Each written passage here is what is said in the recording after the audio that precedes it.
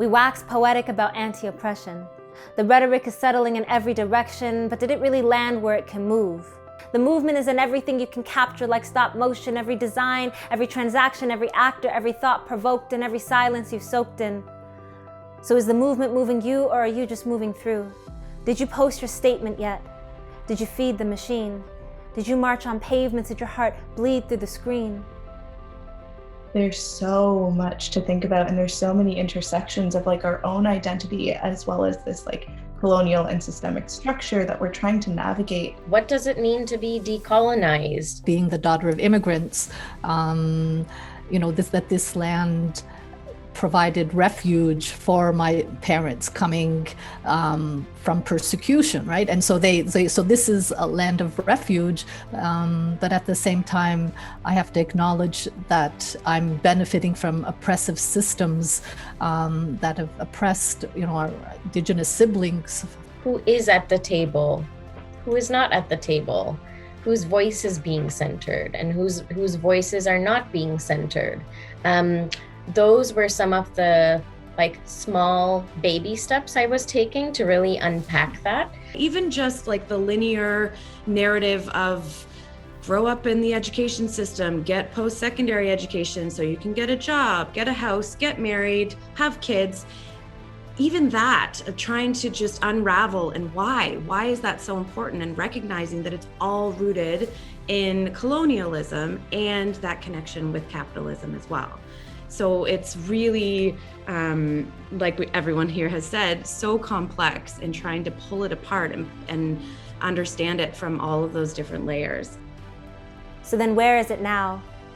Now that the moments dissolved into memory. Now that the flowers have wilted in their cemeteries. Now that no one's asking you for a black box so you can check out or maybe slack off just a little and donate instead. Now that it's quiet, you become the quiet before the storm. With all the storms, you forget. A decolonized approach is when you're recognizing that, no, you're always learning. And that comes with cultural humility. Again, that's like the distinction between cultural competency and cultural humility. My mind, I think, has been colonized in many ways. And so to think outside of that box is sometimes really challenging. And so that's something that I'm still working through. And I don't know, especially in the context of my new role as it relates to funding. At least I have a certain amount of privilege. So it is my job to hold that privilege and do the unlearning and to do the work. But it doesn't end.